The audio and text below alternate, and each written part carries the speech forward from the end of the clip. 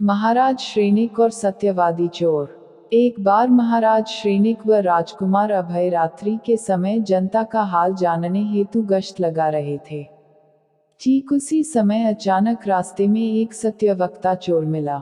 तब मगधेश ने पूछा, तू कौन है, कहाँ जा रहा है? उस निर्भीक सत्यवादी ने कहा, मैं चोर हूँ और चोरी करने के लिए राजभंडार में जा रहा हूँ, क्योंकि गरीबों के यहाँ चोरी करने से उन्हें भयंकर पीड़ा होती है और घर के बाल बच्चे रोटी रोटी के लिए मोहताज हो जाते हैं। अतः मैं गरीबों के यहाँ नहीं, अमीरों के यहाँ चोरी करने को जा रहा हूँ। अभय कुमार ने सोचा, कोई सिरफिरा है। ऐसा कहकर वे पिता पुत्र दोनों आगे बढ़ गए। चोर ने भी अपना काम प्रारंभ किया। राजभंडार में पहुंचकर रत्नों के 2 डिब्बे चुरा लिए और घर की ओर बढ़ चला। उसी रास्ते में पुनः राजभवन में लौटते समय राजा व राजकुमार उस चोर को मिले। राजा ने पूछा, कौन? उसने उत्तर देते हुए कहा, हुजूर, मैं चोर हूँ। कहाँ गया व क्या लाया? चोर ने कहा, मैंने खजाने में चोरी करके रत्नों के 2 डिब्बे चुराए हैं। राजकुमार ने तमक कर कहा, जा जा, रास्ता पकड़ पगले कहीं के। चोर के हृदय की प्रसन्नता का पारावार नहीं था।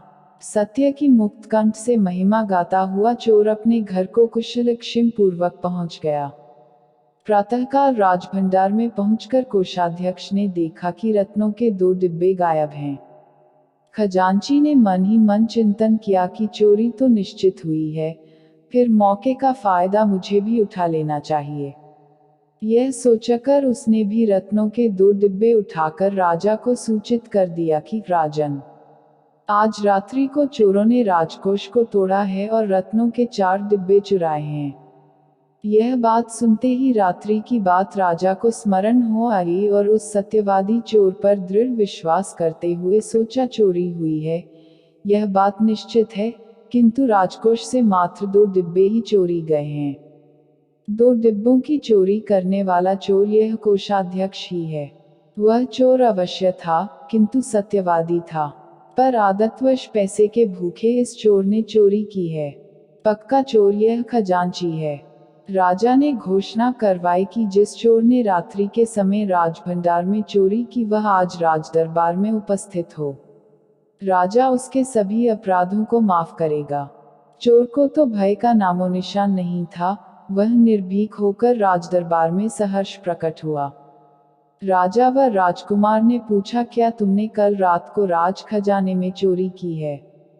राजा को उस सत्यवादी चोर पर अटूट विश्वास हुआ कि वास्तव में यह चोर नहीं, साहूकार है।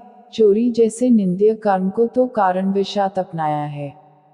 राजा ने उस चोर को साहूकार व खजांची को चोर घोषित करते हुए चोर को कोषाध्यक्ष के पद पर आसीन किया और उस खजांची को तिरस्कृत कर पदच्युत किया गया। यह सत्य की महिमा का अचिंत्य फल है। अतः महाभारत शांति पर्व में कहा है, नास्ति सत्यात्परो धर्मो नानृतात् पातकम परम। इस विश्व में सत्य से बढ़कर धर्म नहीं और झूठ से बढ़कर पाप नहीं।